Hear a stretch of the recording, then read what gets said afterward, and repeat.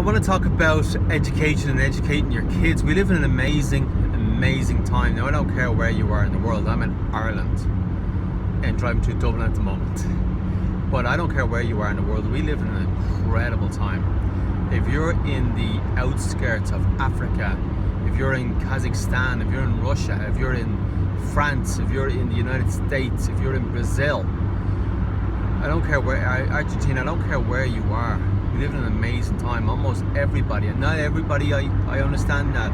There's parts of the west coast of Ireland that don't have good internet. Not everybody has internet or good internet, I understand that. But that issue is resolving itself. There are great minds who are thinking about how to bring internet to the farthest parts of the globe. So, but we live in a great time, and the reason we live in a great time is because every bit of human knowledge, the most amazing human knowledge, if anyone knows classical education, there's three parts of it: grammar, logic and rhetoric. The grammar is the facts. So all the grammar, every fact that you could ever imagine, and opinions too, and even argumentation is available on the internet. Everything, if you are of the mind to go and look for it. Now, in this amazing time on the planet, which has never ever, there's never been a point, people could go to libraries, but you could not find what you can find in real time. Like Jordan Peterson, an amazing mind. He can say something profound, and I can be watching it an hour later. Now, yes, some of his lectures are stuff that have been taught about and written out for years, but sometimes he'll just have an idea and a thought and he'll put it on the internet, and I can be watching it an hour later, and I'm in a completely different part of the globe. But it's night time for him and it's daytime for me. And I can, an hour after he comes with this amazing profound thought, I can be listening to it, and I can be bouncing that around my own cranium, my own little prism, and bouncing out my own thoughts about that profound thought that he had. So we do live in an amazing time right now. And what are your kids doing just during this amazing time? Are they looking up Socrates, and are they looking up the great philosophers of today? Are they looking up knowledge? Do they want to learn stuff? No, that's not what they're doing. And don't worry, it's not what my kids are doing either. I'm starting to work on it, but it's certainly not what my kids are doing right now today. What my kids are doing, and what your kids are probably doing, is watching some guy playing Minecraft, which is okay. There's nothing wrong with that. I'm not saying that that's a bad thing that they watch some guy play Minecraft. Maybe that, a lot of them are Irish. I don't want to be saying it, lose all their audience. But what I'm saying is, let them do that. Let them watch some guy play Minecraft. It's all well and good. But I want you to direct them a little bit as well. I want you to direct them a little bit also. Oh, someone beside the road. So I want you to say to them, yeah, great, watch that guy play Minecraft. But I want you to put an hour aside every week. 1 hour, just 1 hour. Where you do something with them too. Now, that could be just going out and playing football. It depends what they're interested in. I think we gotta build this around their interests. Could be going around playing football, could be playing Monopoly, or, and this is what I would really like you to do, it could be introducing to some amazing ideas on the internet. Now, I've done this with my own kids in a small way so far, and I'm going to keep building it. And that's why you should do it too. Start off really small. It's just some time you're spending with them. And by the way, they want to spend time with you. Your kids want to spend time with you. Now, if you haven't spent a lot of time with them up to this point, you probably don't know that, because they're not going to tell you.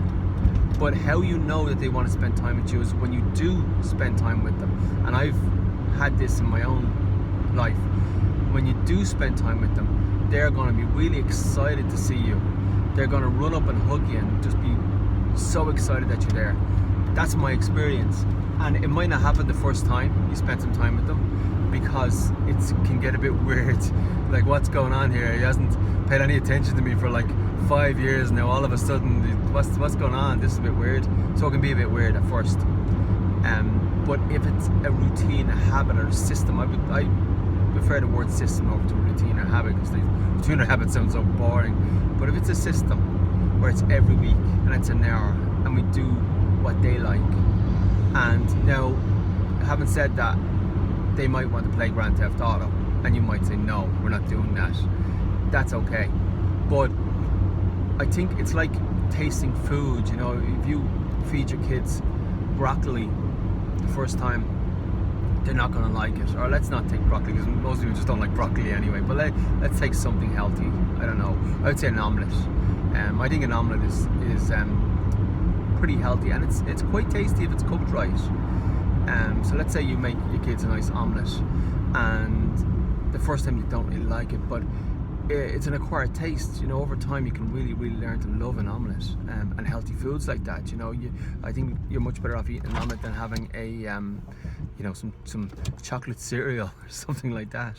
It's full of carbohydrates. So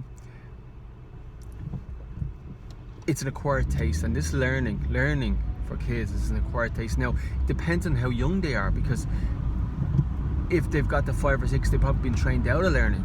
Now, a young child is naturally wants to learn, and it's until they're trained out of it by the school system that they begin to not like it and, you know, actively dislike it. I know that's what happened to me. I was, the first few days in my school, I was really excited that this is going to be an amazing thing. I'm going to learn all these incredible things, and I just can't wait to start this. And it took me about 5 days to realise this is not what that was not what it was going to be. And it was huge disappointment. I remember like feeling a huge disappointment in the pit of my stomach. But small kids, if you take a you know, 6-month-old child, 1-year-old child, they want to learn. They want to learn how to talk, and they will stare and study you when you're talking. You probably won't even notice them doing it, but they'll be studying you every little bit. They want to learn. They want to learn how to walk. They'll get up and walk, and they'll fall, and they'll fail and fail and fail and fail and fail and fail and fail. They'll fail over and over and over again, and they'll keep doing it because they have a drive to learn. And when does a kid learn how to walk? Whenever the hell they learn, and they'll keep doing it until they learn. They never stop. It's not like they've tried 10 times, go, well, I've tried that 10 times, that's a waste of time. That walking thing is a complete waste of time. I've tried that 10 times, I still can't do it. Now I know there's kids who have issues with walking, that's it's a medical thing, that's a separate thing. But I'm talking about in general circumstances where a kid, you know, a kid who doesn't have medical issues around walking, and even the kid who has medical issues around walking, they still want to learn. They still want to learn, and you know, shame on us if we train them out of it. That's all I'm saying. But so kids want to learn if they're very, very young. If they're very young, and I would say that's before school age. If they've spent a year in school already, or maybe 2 years in school, you're going to have to train them back into learning, because they've been trained out of it. They've been bored out of it. So what I'm saying is, I want you to spend an hour with them every day, and I want you to introduce them to incredible, interesting knowledge. Now, I've done this with my own kids. I've set up what's called an agile board, and I've put things on it. I've let them choose what they want to learn. Now, at first, they won't know what they want to choose, so you kind of help them choose. And first thing I introduce them to is what's called the Fibonacci sequence. Fibonacci sequence is a magical number. It's in nature. It's in every plant, tree, and it's absolutely magical. And that's what I want to teach kids. What's magical about the world, and you know, reading, writing, all that kind of stuff is important. But if they're in school, they're going to learn this stuff anyway, and you should help them by reading to them. To teach a kid to read and write, all you really need to do is read to them. They'll want to do the rest. They will want to do the rest. And you cannot teach someone who doesn't want to be taught. You just can't.